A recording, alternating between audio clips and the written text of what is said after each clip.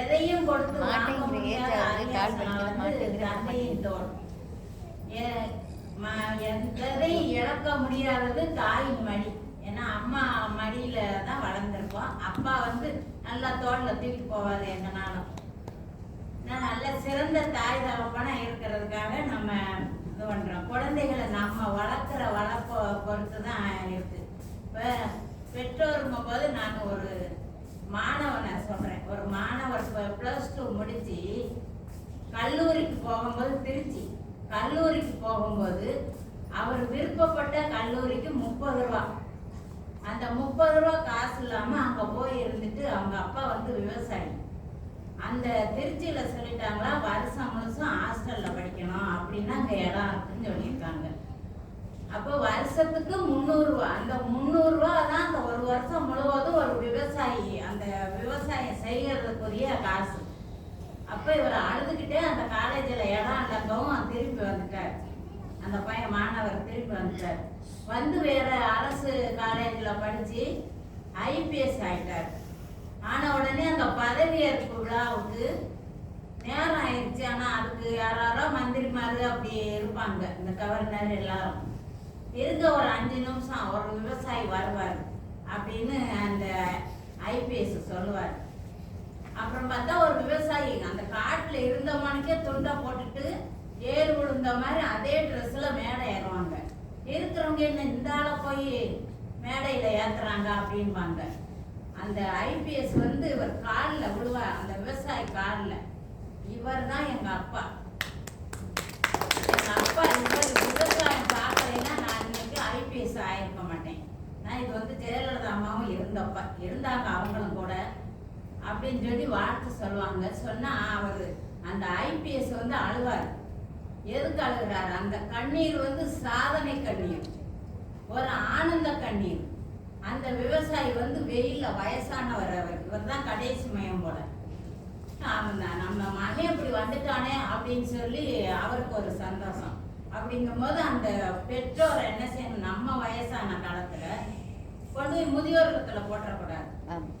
அதே முதியோர் இல்லத்துல நம்ம வெளிநாட்டுக்கு போறோம், ஏதோ ஒரு சௌகரியமா கொண்டு போய் விடுறான்னா, நம்ம பெற்றவங்களை வந்து பெற்ற தாய் தகப்பன கடைசி காலத்துல என்னப்பா சாப்பிட்டீங்களா, எப்படி இருக்கீங்கன்னு கேட்கறது மட்டும் ரொம்ப நல்லது. ஏன்னா நிறைய பெற்றோர் பார்த்தீங்களா, அந்த பிள்ளைகள்லாம் இல்லாம மன அழுத்தத்துல சாகுறாங்க. அது இப்ப சமீபத்தில் கூட உங்களுக்கெல்லாம் தெரியும். அதனால நம்ம எந்த வயசானவங்களா இருந்தாலும் ஒரு வீட்டுக்கு விருந்தாள போறீங்க, அங்க வாங்க ஒரு ரூம்ல எப்படியும் ஒரு மாமியாரோ யாரோ ஒருத்தவங்க உட்காந்துருப்பாங்க. போய் என்ன செய்யணும், ஏமா சாப்பிட்டீங்களான்னு கேளுங்க. உங்க மனசுல அதுல எவ்வளவு சந்தோஷம் இருக்குன்னு பாருங்க.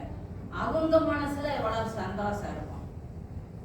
அந்த சந்தோஷத்தை நம்ம கொடுக்கணும். இப்ப இந்த மேடையில ஏறினவங்க எல்லாம் எங்கெங்கயோ போயிருக்காங்க. இதுல என் பேத்திய வந்து 2016 நான் ஏறினேன் இந்த மேடையில முதல்ல. அப்ப ஒரு குருசங்கர் சார் ஒரு போட்டி வச்சாரு, அதுல நான் பரிசு வாங்கினேன். என் பேத்தி எனக்கு துணைக்கு வந்தாரு. இதே இதுல தரையில உட்காந்து குருசங்கர் சார் எங்க பேத்திய பேர மேல கை போட்டு போட்டோ எடுத்துட்டாரு. ஆனா அந்த பொண்ணு இன்னைக்கு மதுரையில 2வது இடம் வாங்கி பத்திரிகையில வந்துட்டு எல்லாருக்கும் தெரியும். இந்த மேடையில ஏறி அவன் நிறைய மேடையில ஏறி இருக்கா. இன்னைக்கு அந்த பிள்ளைக்கு இங்க வர்ற யோகம் இல்லை, ஏன்னா பஸ் இது இல்லாதனால திரும்பி போயிருச்சுங்க. அது இந்த மேடையில ஏறினவங்க எல்லாருமே ரொம்ப சிறப்பா வந்திருக்காங்க. சிரிப்பும் வந்து ஒரு நல்ல சிரிப்பா, அதாவது சிரிப்புங்கிறது வந்து இந்த சிவகாசிகள் அப்படி போட்டாங்கன்னா அப்படி விரிஞ்சு வரும் மத்தா சிரிப்பு. அதனால அந்த சிரிப்பு வந்து அந்தமணியே வருத்தப்பட்டு எழுதியிருக்காரு. குபீர்னு சிரிக்கிற மாதிரி இப்ப யாரும் சிரிப்பு எழுத மாட்டேங்கிறாங்க அப்படின்னு, ஜோக் எழுத மாட்டேங்கிறாங்க அப்படின்னு சொல்லி போது இப்போ ஒவ்வொருத்தர் இங்க வாரதுனால இந்த இப்ப மாறி மிட்டாயா அவங்கவுங்க சொல்றாங்க இல்லையா, அதை நம்ம கொஞ்சம் மாத்தி யோசித்து சொல்லலாம். ஒரு சமையல் எடுத்துக்கிட்டோம்னா அதுல ஏதோ மாத்தி நம்ம எழுதலாம். ஏன்னா நான் நிறைய எழுதியிருக்கேன் பாருங்க, அந்த பேர் கவர்ச்சியா இருக்கிறதுனால எடுத்துடுறாங்க. ஏன்னா நீங்க அந்த போடுறத மாத்தி மாத்தி அப்படியே ஒருத்தங்க சிரிப்பு சொன்னாங்கன்னா நம்ம அந்த ஜோக்கை மாத்தி சொல்லலாம்.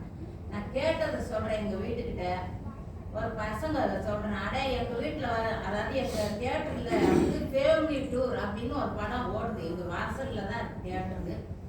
அதை அந்த பையன் பார்த்துட்டு வந்து சொல்றான், அக்கா நீங்க ஃபேமிலி டூர் போகலையானே, எனக்கு ஃபேமிலி இல்லைடா, நான் எந்த டூர் போகலன்னு. அதுக்கு அவன் சொல்றான், இந்த தமிழ் ஆசிரியர் தமிழ் வாத்தியாரை கட்டிக்கிட்டது தப்பா போச்சுன்னு சொல்றாங்க ஒரு அக்கான்னு. எதுக்குடா? அந்த தமிழ் வாத்தியார் என்ன செஞ்சாரு, ஃபேமிலி டூர் கூட்டிட்டு போயிட்டு வந்து கட்டுரை எழுதுன்னு சொல்றாரு. அப்படிங்க அந்த பையங்க பேசுறாங்க, பந்து விளையாண்டுட்டு நான் கேட்டுட்டே உட்காந்துருக்கேன். அப்ப அப்படி அந்த ஜோக்கவே அவங்க எவ்வளவு தந்திரமா அந்த படத்துக்குரியதான் அவங்க எவ்வளவு ஜோக்கா சொல்றாங்கன்னு பாருங்க. அதனால ஒவ்வொரு தந்தையும் ஒரு டீ கடைக்கு போறாங்கன்னு வைங்க, அவங்க ஏதோ சாப்பிட போவாங்க, அங்க கவர்ச்சி அவர் திங்கிற பலகாரம் இருக்கும், ஒரு வடையோ ஏதோ இருக்கும், ஒரு மிட்டாயோ, அது 5 ரூபா, இதை நம்ம பிள்ளைக்கு வாங்கிட்டு போவோம்.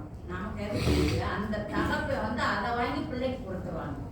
அதே மாதிரிதான் நம்மள அம்மாவும், அவர் என்ன செய்வார், இந்த புடவை நல்லா இருக்கு நம்ம மனைவிக்கு வாங்கிட்டு போவோம் அப்படின்னு சொல்லி அவங்க நினைப்பார், அந்த கணவர் நினைப்பார். நம்ம யாருமே நம்மளா இருந்தாலுமே நம்ம பெற்றோரை நல்லபடியா பார்த்துக்கிடணும். நம்ம வாங்குற ஒரு இதுக்கு